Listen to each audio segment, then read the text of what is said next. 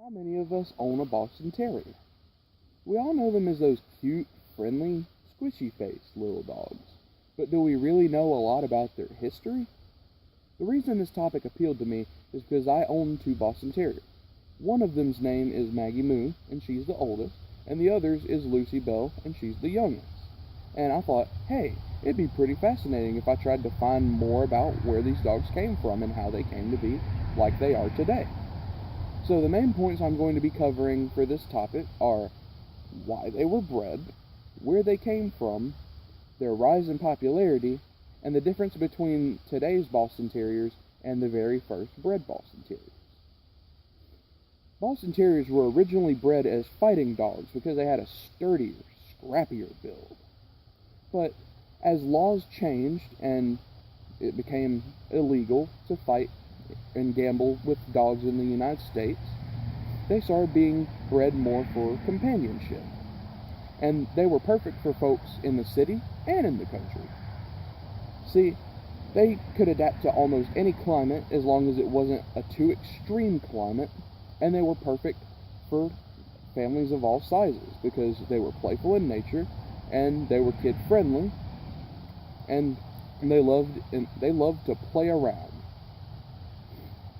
Where they came from was Boston, Massachusetts during the 1800s when a Mr. Hooper had a dog imported to him from England. It was a English Bulldog White Terrier mix, and he bred it with a white dog named Jip, and they created the very first Boston Terrier. These dogs were ideal for most people because they had the little round heads and the shorter snouts, so they looked unique and they started getting a little bit more popular. And by the 1920s, they were the most popular dog breed in America, being seen on very, very many advertisements, mostly known as that one painting of the dogs playing poker. Now that we've talked about how they were slowly becoming popular, let's talk about why they were becoming popular and why they were appealing to different people. They were short-haired dogs, and they had very odd sort of shaped faces. They looked cute to most people.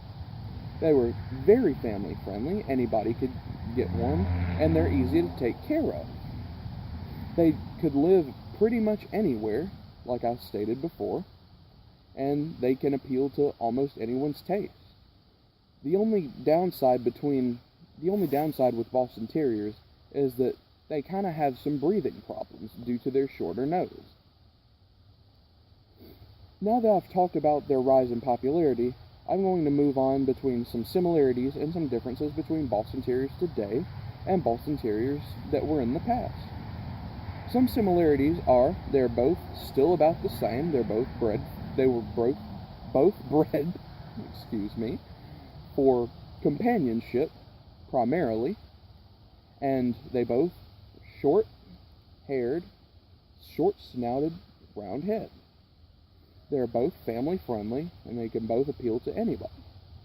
But some main differences were the first Boston Terriers were originally called Roundheads by the sort of upper-class people who found them kind of appealing, and they were primarily used as fighting dogs.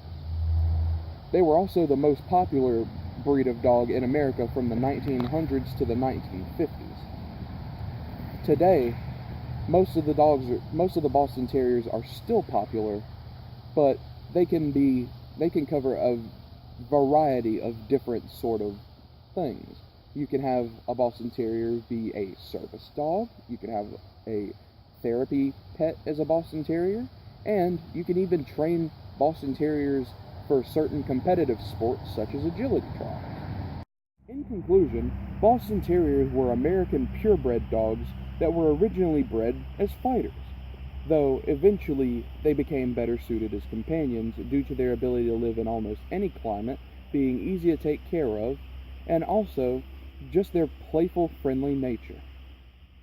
These dogs increased in popularity during the 1920s, becoming the most popular dog in America, but slowly started to decline as the Great Depression rolled in.